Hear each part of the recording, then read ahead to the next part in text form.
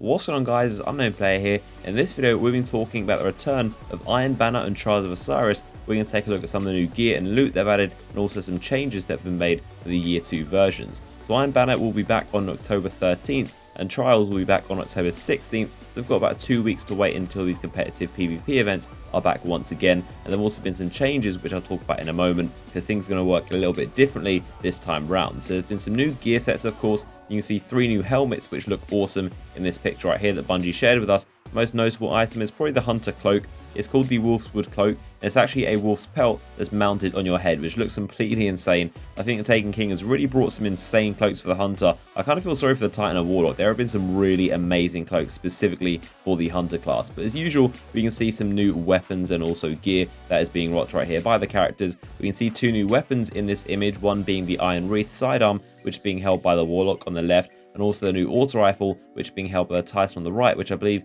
is called Hakon's Hatchet. So those of you new to Destiny and don't know what Iron Banner or Trials of Osiris are, Iron Banner is basically an event that pops up maybe once a month for a week. It's got a load of new gear in it, and it's control only, so the Crucible game mode of control, and everyone plays the control game mode. And the main difference is that now your level and how powerful your gear is actually matters, and the amount of damage you do depends on the gear that you have and the amount of light that's going to be in them. You'll actually be at a disadvantage if your weapons and armor aren't as powerful as someone else's, and Trials of Osiris works the same except elimination mode instead of control. It's actually a 3v3 with no respawns mode on each map, and it runs every single weekend. So talking about some of the noteworthy changes to new Iron Banner first, the Tempered buff, which boosts the amount of XP and rep you get, goes throughout every day, so you don't need to buy a new one every single day, which is nice. Also, the items you can buy from Lord Saladin now have a chance to drop from the end of actual matches that you play, and the drop rate of those items has been increased, so that is a very large way that Bungie intends you to get Iron Banner gear. Another change is that you now need legendary marks to buy stuff from Lord Saladin,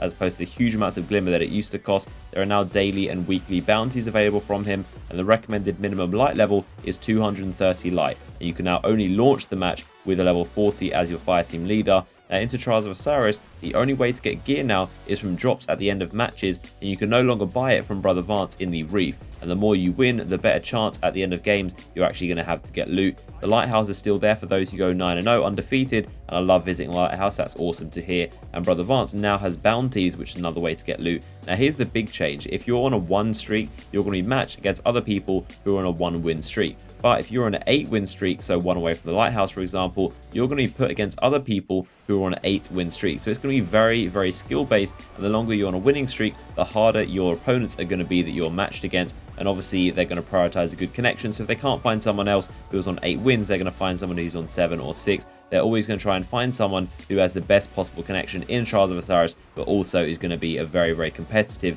opponent for you to face who's on a similar amount of wins that you have as well. The recommended minimum light level for this is 290, and you need to have the leader be on 251 light to be able to launch into a match. So there you have it, the grind begins. I've still got a lot of amazing Year 1 gear that I can get away with in Crucible. Because your light is now going to make a difference, I definitely need to go and grind for some actual Year 2 gear that's going to do well in Crucible. So I hope you guys have enjoyed this video. Let me know your thoughts about these changes in the comment section, what you're excited for in Trials of Osiris and Iron Banner. Drop a thumbs up on the video if you enjoyed it, and I'll see you guys on the next video.